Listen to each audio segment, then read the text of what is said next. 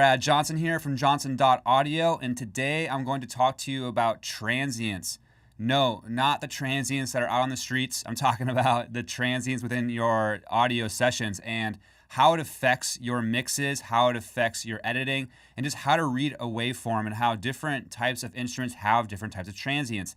A drum has a very sharp transient. Bass and maybe like mallets on a xylophone are going to have softer transients. And we want to be able to understand what that sounds like coming out of our speakers, how we can manipulate that stuff for our compression settings, and then also where to put stuff within the stereo field within a mix. So I'm just going to jump into a session. I'm just going to show you transients, and then we're going to listen to certain examples. I'm going to use a compressor to show you how you could either enhance the transients to make stuff pop out, or you can kind of cut transients off to make stuff sit back within the mix. I am going to be demoing out a new program called ScreenFlow, so you'll actually be able to see me as I'm going through this in my DAW.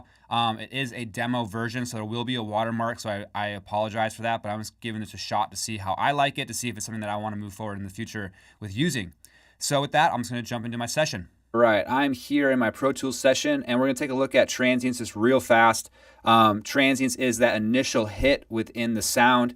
As you can see with the snare drum here, it's a sharp transient. It's the initial attack, and it decays really quickly. There's not a whole lot of sustain to the note. And if we were to look at, say, a bass guitar, right here, we have a softer transient. There's more sustain within the note. And the way that we have to think about this creatively when it comes to our mix is that we have front to back, left to right, top to bottom for what we're working with in our mix and our stereo field.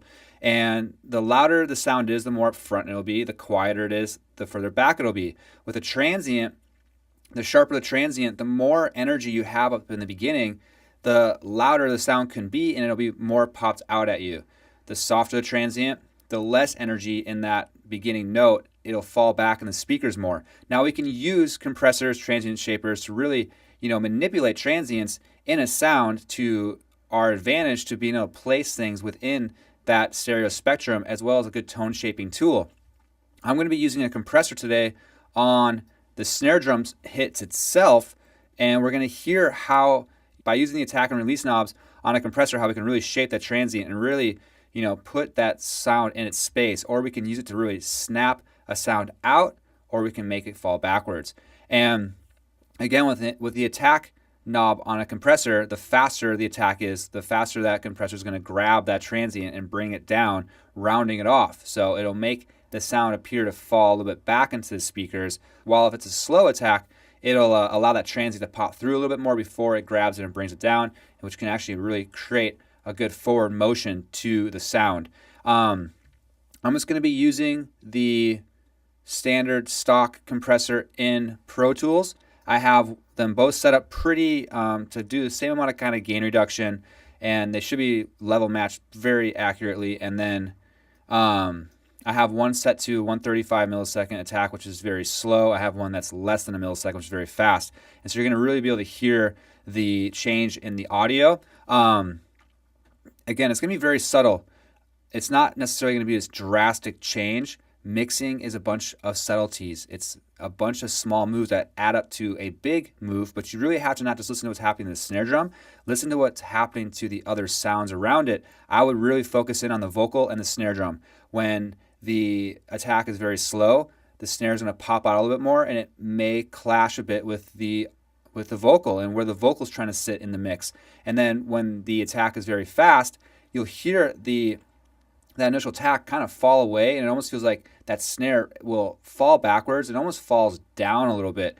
I don't feel like either one of these is the right settings for this particular song, but you will definitely hear, just how it interacts with the other sounds. But when we're making mixed moves, we have to not just listen to what's happening to the sound we're manipulating, but what's happening around it as well. And so we're just going to go ahead and play the track without, and then I'm just going to pop them in and out, and then we will hear the difference. So here we go.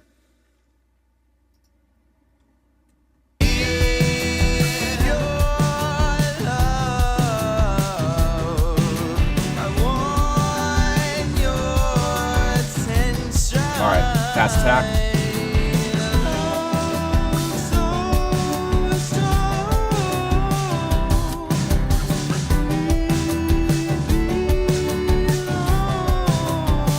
slow attack.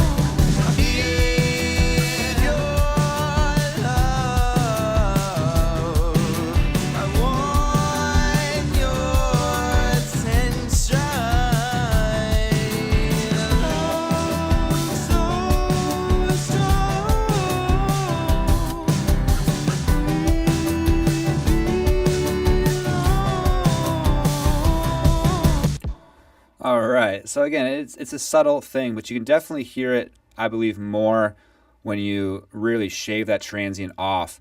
You can just feel the energy of that snare drum kind of go away. It falls backwards. It doesn't hit as hard. This is definitely a pretty aggressive setting for this particular snare drum. I wouldn't use it like that, but with the other version of it, with it being a slower attack and letting that transient through, it's nice. It gives that nice snap.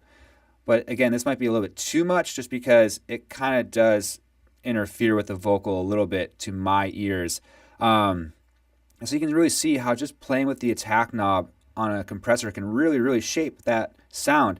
And with the release, you could really start doing the tail end of it where you're messing with the sustain of the note, where if you were to have, a slower release, you could really accentuate that tail and make it sound more fat. You could really cut off that tail and make it really just, very snappy. That's going to be a video for another day. I really just wanted to show you with the transients here how to affect the attack with the compressor. Again, you can use transient shapers to do the same thing. So have fun with that. I hope you got something out of it. All right. Thank you so much for watching that. I hope you got something out of it. Please give me a thumbs up if you did. If for some reason you didn't, you can give me a thumbs down. I can handle it. Please leave me a comment below if you have any questions or just want to reach out and say hello. I love hearing from you guys. Please subscribe if you haven't already, and also hit that bell. It'll give you updates every time that I post a new video. To all my other subscribers, I appreciate your continued support. Again, I am Brad Johnson at johnson.audio, where I'm just trying to help you make awesome music from home. I'll see you next time. Bye.